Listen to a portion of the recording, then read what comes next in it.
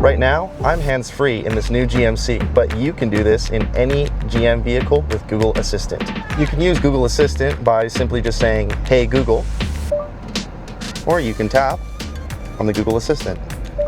If you would like to access this feature while driving, simply press that button and it activates Google Assistant. Hey Google, change the temperature on the driver's side to high. Sure, changing the temperature for the driver to high. Hey Google, change the passenger temperature to 82. Sure, changing the temperature for the front passenger. You can really do so much with this. Hey Google, what's the weather outside? Right now in Ponoka, it's 22 degrees and cloudy.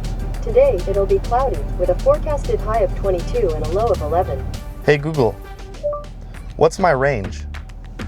You can drive for about 488 miles with the remaining gas. Hey Google, what's the date? It's Thursday, January 8th, 2026.